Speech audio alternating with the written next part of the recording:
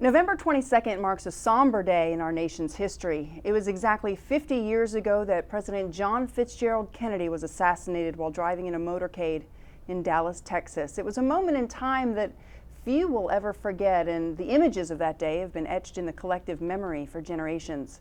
Our guest in the studio, Sergeant James Felder, author of the book I Buried John F. Kennedy, carried the casket of our slain president. Mr. Felder, thank you so much for being in the studio with us. Thank you for having me. First of all, how did you get to be chosen to be a pallbearer? The military has a seniority system. On the day of President Kennedy's assassination, I just happened to be the senior NCO for funerals at Arlington Cemetary. So there was never any discussion who was going to head the team because I was the senior person. That's how it happened. How did you find out? Was it a phone call? Did your superior officer come to you? I was only had 57 days left to do in the Army. I was out job hunting that Friday. Came out of the Department of Agriculture and saw these ladies gathered around a taxi and they were crying. So I went over to find out what was going on. The old cab driver said to me, very stoic, they shot the president. I said, what do you mean they shot the president? He's in Dallas today. That's right, that's where they shot him. Went home to Southeast Washington, walked in the door, the telephone was ringing. It was my first sergeant. He said, Sergeant Felder, you heard what happened to the president? I said, yes. He said, your leave has been canceled. You need to get out here, get your team together. You've got to go to Dallas to pick up the president's body. That's how it started for me. What were the types of feelings and thoughts that were going through your head immediately? Well, immediately, President Kennedy was the first president I had voted for. A person whom I had seen many occasions when I worked at the White House on details and so forth, and whom I admired. I had to get over that hurt first. So for a few minutes, tears welled up in my eyes, but then my military kicked in. And so I had to now begin to prepare for what was ahead of us for the next 4 days. It must be an unbelievable memory. It is, but it's seared in my mind, to look at the president's body, to watch the autopsy, to watch the embalming, because we had to be there. Our job was security for the body. Miss Kennedy would not let the body leave the hospital to go to the funeral home to be embalmed. She wanted everything to be done at the hospital. Why did she not want him to leave the hospital, you think? She'd had a terrible experience that day in Dallas, earlier that day, trying to get the body out of Parkland Hospital to get it on Air Force One to bring it back to Washington. Most states have laws that you cannot move a body, particularly if it's been a homicide. His was a homicide, until it's been embalmed and the coroner's issued a death certificate and all of that. They threatened to hold the body in Dallas. She refused to let that happen, and with the aid of some of Kennedy's men, they were able to get the body out of Bethesda Naval Hospital and get it onto Air Force One. And she didn't want to trust that body being out of her sight again. She was in the hospital the entire time all of this was going on. And obviously, as we all know, having seen the very famous images, she kept her clothes on. Kept the same blood-stained clothes on until the next morning, until we got the body in the White House, 5 o'clock that Saturday morning. She was still in that blood-stained pink outfit. It's been said that she kept those clothes on to show She wanted to show the world what they had done to her husband. Did you have a chance to speak with her or be in a room and kind of witness any of her conversations? Witness her conversation and witnessed when she cut a lock of hair from his head, and that was the last time the casket was open. After that, she decided it would not be an open casket. Her expression, and I heard her said this, she said when she viewed the body for the first time, she said, he looks so waxen. Well, the embalmers did a terrific job with what they had to work with. You got to remember the man's head, part of it was shot off, But they did a great job of restoring him. But she said, no, I'm not going to have an open casket service from this way. And so it was not open anymore after that. Still protecting him, she was. All the way, yes. It's hard to imagine having to think of all these things while you're in the moment of crisis grief. Mm-hmm. She really seemed like she kept it together. Was that true? She did. You would think that she had thought this through, the way she was issuing orders and demanding that this, well, I won't say demanding that has to be done. It's incredible to me as you're describing, you kind of clicked into duty mode for your country. She sounds to me like you're describing she did the same sort of thing. She did the same thing. I did not see a tear on her on the 4 different occasions that I saw her during that period of time. The major part of it was the burial in Arlington Cemetary. Now, most of his aides and what we call the Boston Mafia crowd, they wanted the body to go back to Boston for burial. And she said, no, I want it to be in Arlington Cemetery. And even the site that she chose was a forbidden site. She wanted the site right in front of the Custis Lee Mansion, which is at the very top of the hill in Arlington. And that nobodies were supposed to be buried there. That was sacred ground, so to speak. But he's buried there.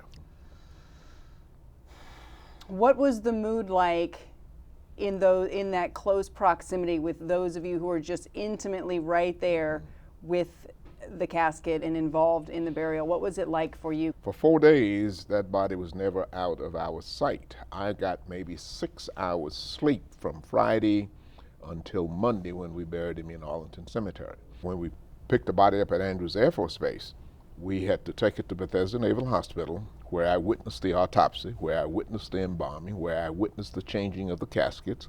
The casket that he came up in from Dallas, the handle got broken on it, so we couldn't use that casket. So at midnight that Friday night, 3 of his aides had to go out and buy a new casket, which was heavier than the one from Dallas. We started off with a 6-man team.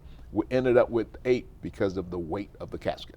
The Navy refused to do the embalming. They said, that's personal. We don't want to be responsible because you might not like the job we do, so you got to get your own embalmer.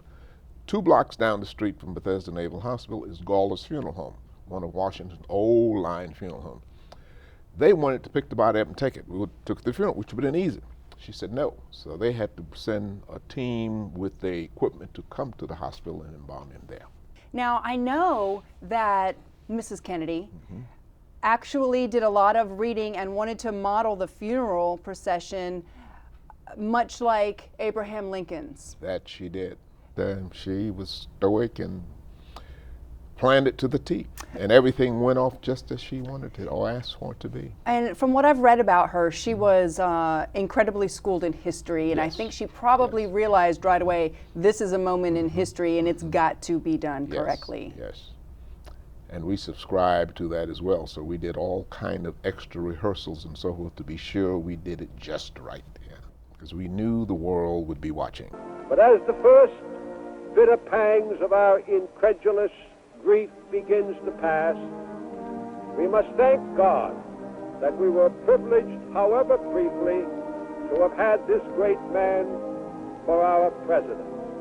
For he has now taken his place among the great figures of world history.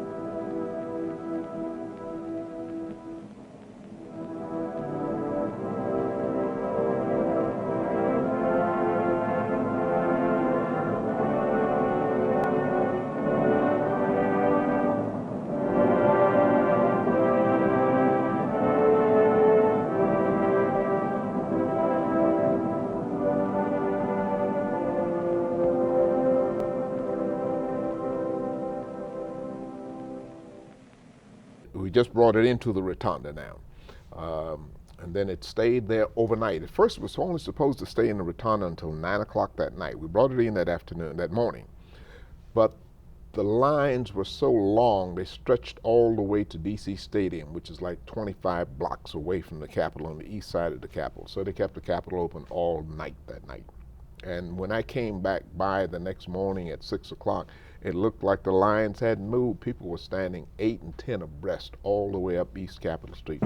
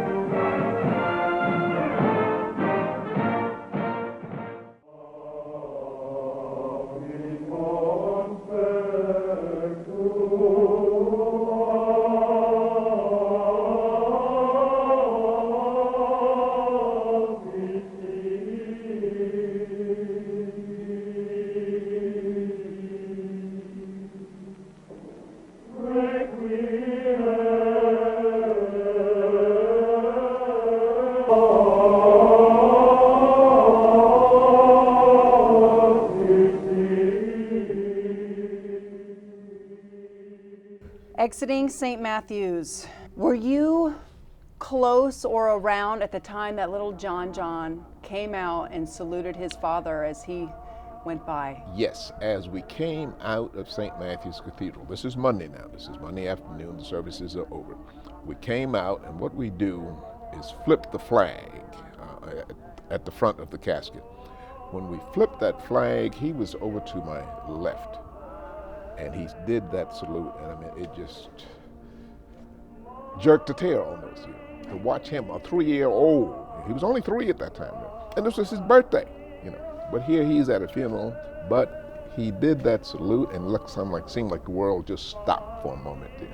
Do you think you realized when you saw that that's the moment, that's the one everyone's going to remember? I kind of thought that. I didn't know where the cameras were and how they were going to catch it, but the still cameras, the shots really got him. Was it hard for you to keep it together? It was. At this moment, the priest is giving it the final blessing there before we put it on the catafalque. So right now, we're just waiting to take our next step after he moves away. Now we got to get it up on the catafalque, on the caisson for the march to Arlington. Yeah.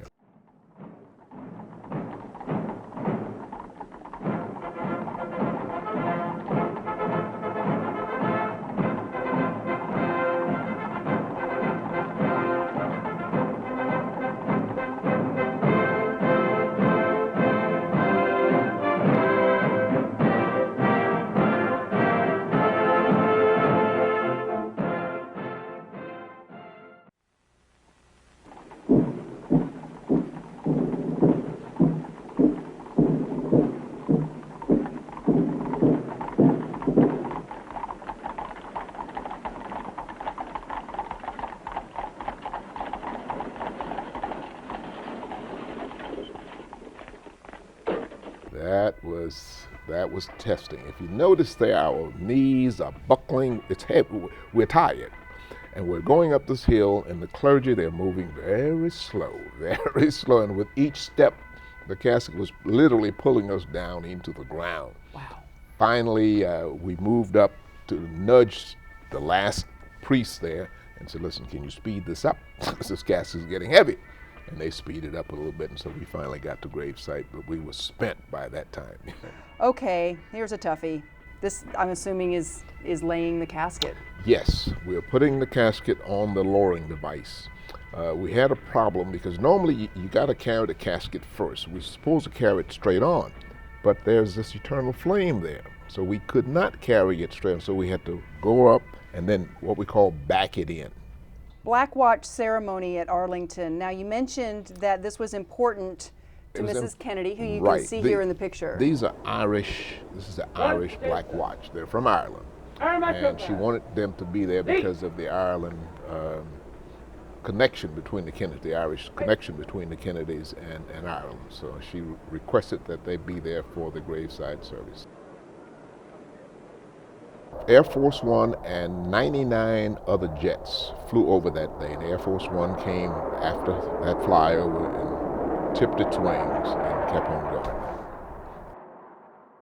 Cardinal Cushing blessing the body. Right. Cushing was the family priest. He'd been with the Kennedys through the years. He'd witnessed all the tragedies that the family had gone through, all the losses. And I really felt for him that day, because here was something I know he did not expect that he would have to do, given all the other things that had happened to the Kennedys. But here he was burying John Kennedy, one of his favorites, yeah. So he does the last blessing there before we fold the flag. So this is the man that likely baptized the children? He did. He baptized the children. He married them. He was at all of the funerals of the other Kennedys who had died. You know. With all the saints, through Christ our Lord. Amen.